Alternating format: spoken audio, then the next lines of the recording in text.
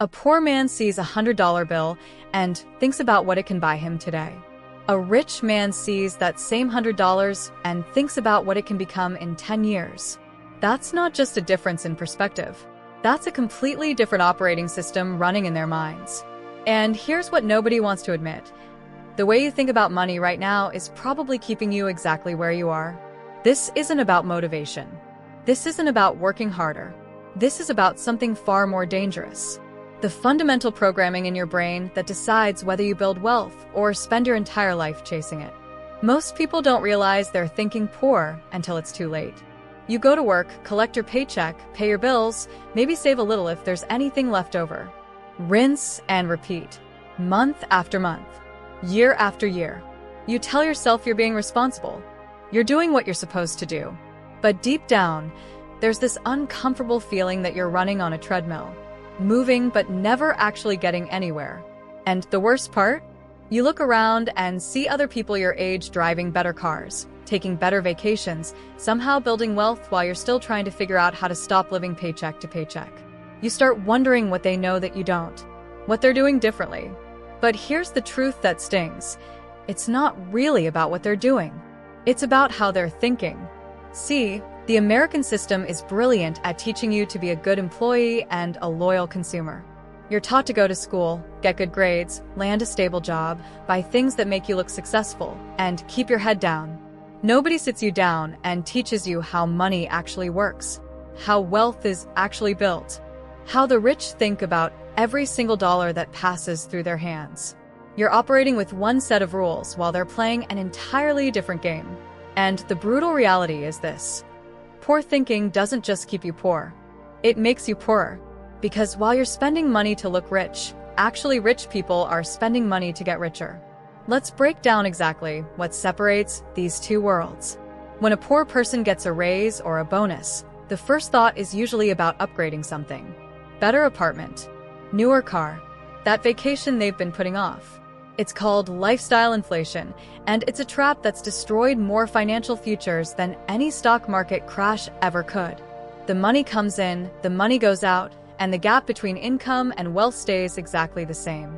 A rich person gets that same bonus and immediately thinks, where can this grow? They're not asking what it can buy. They're asking what it can build. That money goes into assets, stocks, real estate, a business. Something that generates more money while they sleep. This isn't about being cheap. This is about understanding a fundamental principle that poor people never learn. You don't get rich from your income. You get rich from what your income produces. Here's another split that reveals everything. Debt. Poor people use debt to buy things that lose value. A car that depreciates the second you drive it off the lot. A massive TV. Furniture. Credit card debt from restaurants and clothes and experiences that evaporate the moment they're over. They're paying interest on things that make them poorer. Rich people use debt as a tool to buy things that gain value. They'll take out a loan to acquire rental property that someone else pays off while the asset appreciates. They'll leverage cheap money to invest in opportunities that return more than the interest costs. Same tool, completely opposite application. The thinking gap gets even wider when you look at time.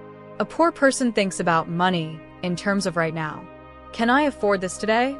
Do I have enough in my account to cover this? Their financial timeline is measured in weeks, maybe months. Every decision is about the immediate future because they're stuck in survival mode. A rich person thinks in decades.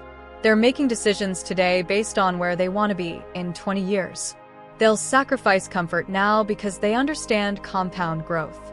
They know that $1,000 invested at 25 becomes nearly $11,000 by 65 without them ever adding another cent. That's not luck. That's just math. Math that poor people either don't know or don't believe applies to them. And then there's the most dangerous difference, how each group views money itself. Poor people see money as something to spend. It's a means to an end. You work to earn it so you can exchange it for the things you want and need. Money comes in, money goes out. It's transactional, temporary. Rich people see money as something to deploy. It's a tool, a resource, something that should always be working, always moving, always multiplying. Money isn't the end goal. Money is the employee that never sleeps, never complains, and works every second of every day to make more of itself. But here's what they can't take from you: the ability to change how you think. You can't immediately change your income. You probably can't immediately change your situation. But you can start changing your operating system right now.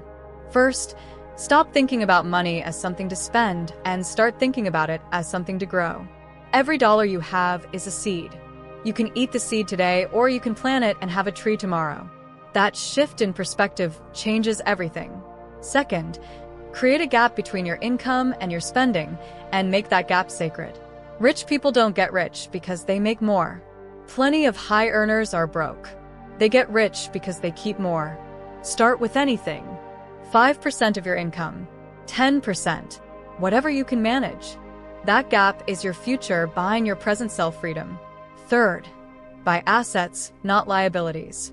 If it doesn't put money in your pocket, make you money, or increase in value, think 3 times before buying it.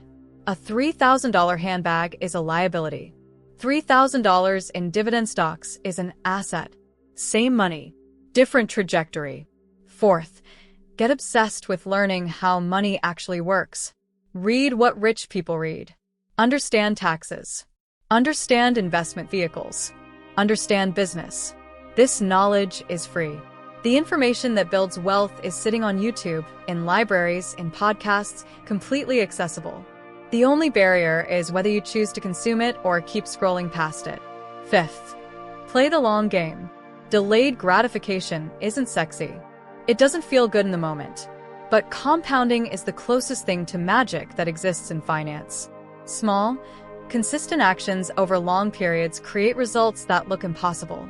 But you have to think past next weekend. And finally, surround yourself with people who think differently than you do right now.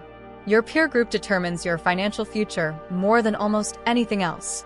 If everyone around you is broke and comfortable being broke, you'll stay broke. Find people who are building something, who talk about investments and opportunities instead of just bills and problems. Proximity shapes perspective. Here's what it comes down to. The gap between rich and poor isn't really about the money in the bank. It's about the wiring in the brain. It's about whether you see money as something that controls you or something you control. Whether you spend your life working for dollars or putting dollars to work for you. The rich aren't smarter. They weren't born with some special gift. They just learned to think about money in a way that most people never do. And that way of thinking is available to anyone willing to reject the programming they've been fed their entire life. You are not destined to struggle because of where you started. But you will stay exactly where you are if you keep thinking the way you've always thought. The choice has always been yours. Most people just never realize they're making it. Change how you think about money, and you change everything that comes after.